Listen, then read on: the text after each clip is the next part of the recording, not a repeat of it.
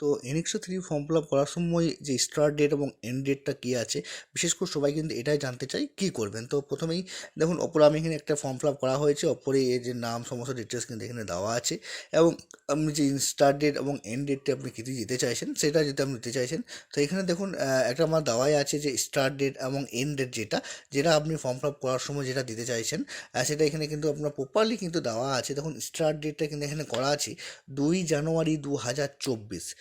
এখানে start date যেটা হচ্ছে সেটা হচ্ছে আপনার 2 জানুয়ারি 2024, এবং এন্ড ডেট যেটি রয়েছে সেটি আপনার রয়েছে 30 জুন 2024।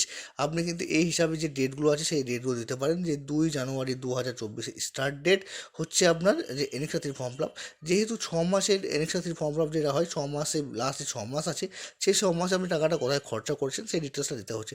সেই অনুযায়ী 2 জানুয়ারি থেকে শুরু করা হচ্ছে যে ডেট আছে সেই ডেটটি, এবং 30 জানুয়ারি কিন্তু এখানে শেষ করা হচ্ছে। তাহলে কিন্তু দেখে নেবেন ক্যালকুলেশন করে, এখানে কিন্তু আপনার যে দিনটা হচ্ছে সেই দিনটা পুরোপুরি 6 মাসের হচ্ছে। তো আপনি আপনার মতো কিন্তু যে ডেটগুলো আছে সেই ডেটগুলো কিন্তু আপনারা দিতে পারেন। তো আমি বলবো এভাবেই আপনি 6 মাস ক্যালকুলেশন করবেন, জানুয়ারি থেকে জুন মাস অবধি। সেক্ষেত্রে কিন্তু আপনার লাস্ট 6 মাসে কিন্তু ডিটেলসটা কিন্তু এখানে হয়ে যাচ্ছে।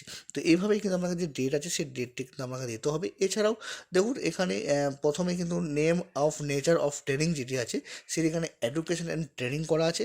আপনারাও আপনাদের মতো করবেন। সেলফ এমপ্লয়মেন্ট হলে সেলফ এমপ্লয়মেন্ট, ও বা কোনো রকম কোথাও যদি কাজ করছেন তাহলে সেরকম হবে। তো এখানে যেহেতু আমাদের এখানে থেকে একজন ভাই যে করেছে সে ট্রেনিং ও এমন এডুকেশন করেছে। তারপরে দেখুন name and address of institute, মানে কোথায় ট্রেনিং করছে তার যে নাম আছে, সেন্টারের নাম এবং অ্যাড্রেস সেটি এখানে প্রপারলি কিন্তু দেওয়া আছে। প্রথমে আপনাকে এই সেন্টারে যে নাম আছে সেই নামটি দিতে হবে, এবং তার নিচে তার যে প্রপারলি যে অ্যাড্রেসটি আছে সেই অ্যাড্রেসটি দিতে হবে। তারপর হচ্ছে আপনার স্টার্ট ডেট এবং এন্ড ডেট, এই আগেই বললাম 6 মাসের হতে হবে, তো সেই হিসাবে আপনারাও দিয়ে দেবেন। এরপর আরও একটি ঘর পেয়ে যাবেন আপনি লাস্টে, রিমার্ক বলে, সেখানে অবশ্যই ব্ল্যাঙ্ক কিছু না কিছু লিখতে হবে, ব্ল্যাঙ্ক ছাড়বেন না।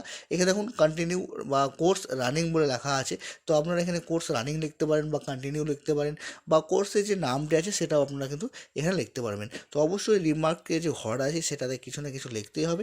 তো কোর্স রানিং এটাই লিখে দেবেন, তাহলে কিন্তু আপনাদের সমস্ত ঠিক হয়ে যাবে। তারপর দেখুন 2 জায়গাতে আই এগ্রি করতে হবে, সেই 2 জায়গাতে আই এগ্রি করবেন। এগ্রি করে দেওয়ার পর নিচের দিকে যখনই চলে আসবেন, সাবমিট এনএক্সআর 3 বলে অপশন পেয়ে যাবেন, সেখানে ক্লিক করে কিন্তু আপনি এনএক্সআর 3 ফর্ম ফিল আপটা করে নিতে পারবেন। তো এখানে দেখতেই পাচ্ছেন অলরেডি কিন্তু একটা এনএক্সআর 3 ফর্ম ফিল আপ করা হয়েছে, তার যে প্রিন্ট আউট, সেই প্রিন্ট আউটটা কিন্তু আপনাদের সামনে আমরা নিয়ে এসেছি, এবং কোথায় কীভাবে ফর্ম ফিল আপ করা হয়েছে ফুল ডিটেলস কিন্তু এখানে আমরা দিয়ে দিয়েছি। তো এইভাবে আপনারাও আপনাদের যে এনএক্সআর 3 যে ফর্ম ফিল আপটা আছে সেই এনএক্সআর 3 ফর্ম ফিল আপটা এভাবে আপনারা প্রপারলিভাবে করতে পারেন। তো আশা করি এই একটা ইনফরমেশন আপনাদের ভালো লেগেছে।